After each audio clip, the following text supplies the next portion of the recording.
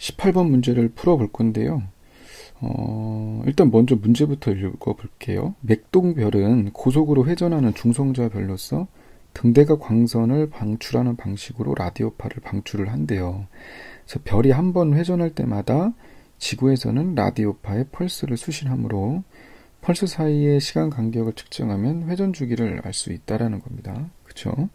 그럼 개성운에 있는 맥동별의 어느 순간에 쟀을 때 회전 주기가 0.033초라고 볼게요. 근데 이게 1년이 지날 때마다 측정을 해보니까 주기가 길어지고 있다라는 거야. 이 말은 뭔 말이에요? 그쵸? 주기가 길어진다는 건 한 번 회전하는데 시간이 늘어난다는 그 속도가 천천히 된다는 거, 천천히 돈다는 거죠. 천천히. 이 말은 계속 지금 뭔가 줄어들고 있다라는 거야. 그지?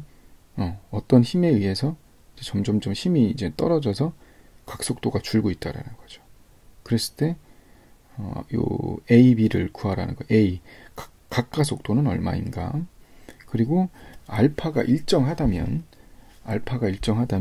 맥동별은 내가 처음 측정한 그 순간으로부터 몇 년 후에 정지하느냐. 그리고 C는 맥동별이 만약에 1054년 초신성이 폭발해서 생겼다고 한다면 그때의 폭발 직후의 각속도를 구하고 그로부터 회전 주기를 구하라는 문제인데, 선생님 요거를 이게 지금 안 풀리는데 뭔가 지금 선생님이 잘못 생각하고 있는 건지 요 C를 지금 안 풀려요. 그래서 C를 제외한 일단 A, B를 풀어보도록 한번 해볼게요. 괜히 C가 안 풀리니까 A, B가 풀이 맞는지도 모르겠는데 이게 맞을 것 같은데, 일단은 선생님이 요까지 할 테니까 혹시 이거를 풀다가 뭐 풀이에 문제가 있다거나 아니면은 C를 어떻게 푸는 줄 안다면은 좀 알려주시면 좋겠습니다. 먼저 우리가 알파 t가 각속도가 일정을 하잖아요. 그렇다면 요거는 이제 지우도록 하겠습니다. 이거는 플러스죠. 선생님이 요거를, 이게 뭔 말이냐면 0.034, 그러니까 1년 후에는 1.26 플러스 곱하기 10의 마이너스 5제곱이죠. 이렇게 될 거예요. 그러니까 이게 뭔 말이냐면 1년 후의 각속도예요. 1년 후의 각속도 빼기 초기 측정한 각속도죠. 각속도. 그렇다면은 이렇게 되겠죠. 0.033 플러스 1.26 곱하기 10의 마이너스 5승분의 2파이가 될 거예요. 마찬가지로 초기 각속도. 여기서 초기 각속도라는 건 내가 어느 순간 측정한 거야. 여기서 1054년에 측정한 각속도가 아닙니다. 어느 순간 측정한 각속도가 되겠죠. 그죠? 그럼 얘를 계산해주면 되는 건데, 얘가 마이너스 5제곱이니까 얘를 마이너스 5제곱으로 바꾼 거예요. 그죠? 얘도 마찬가지로. 그런 다음에 얘를 묶어주면 3301.26분의 10의 5제곱이고 얘는 3300분의 10의 5제곱이니까 10의 5제곱을 밖으로 뺀 겁니다. 밖으로 빼고 3301.26분의 1 빼기 3300분의 1을 계산하면 이렇게 나와요. 그래서 요게 두 개를 계산해주면 마이너스 2.4파이 곱하기 10의 마이너스 2제곱 라디안 퍼 이어, 그러니까 해의 제곱, 년의 제곱이 되고, 얘를 계산해주면 대략적으로 이렇게 나와요. 알파 t가. 그렇다면 내가 측정한 그 순간의 오메가를 생각해보면 그때의 각속도는 얘잖아요. 그죠? 마이너스 7.53 곱하기 10의 마이너스 2t예요. 여기서 t는 년이 되는 겁니다. 그래서 얘가 멈춘다는 것은 오메가가 0이죠.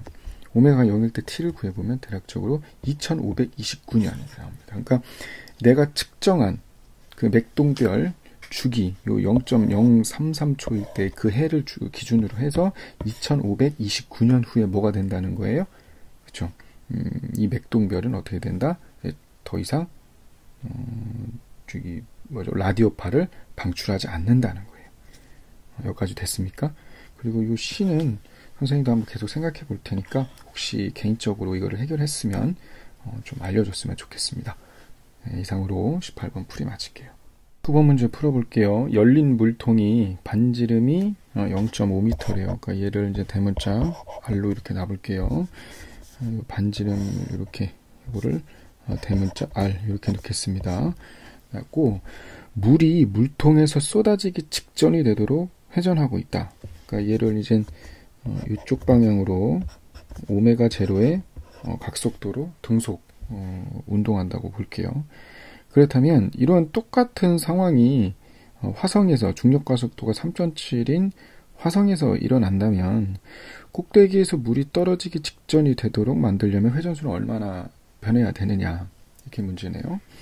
그러면 얘가 이렇게 지금 요 바깥에 있는 아주 물 입자, 작은 입자가 오메가제로, 이건 지구에서 회전한다고 이렇게 생각을 해볼게요. 그렇다면 얘에 대해서 뭐가 작용하고 있겠죠? 그렇죠. 이쪽 방향으로 구심력이 작용하겠죠. 그 구심력이라고 한다면 M, R, 오메가 제로에 구심력이 작용하고 있을 거예요. 그렇다면은 얘에 대해서 여기 이제 회전하는 것에 대해서 이게 어떤 상황으로 생각하냐면 얘의 이 원의 중심이죠. 이쪽 아랫 방향으로 뭐가 작용하는 거야? 중력이 작용하고 이 중력이 결국에 얘랑 같을 경우죠. 얘랑 같을 경우죠. 요 두 개가 같을 경우 요 중력이 결국에 구심력이 작용을 한다고 생각을 하면 될 거예요. 요 원의 중심에서, 그지? 그러면 어떤 경우가 되는 거야? 지구에서는 결국에 어떤 일이 일어나는 거예요?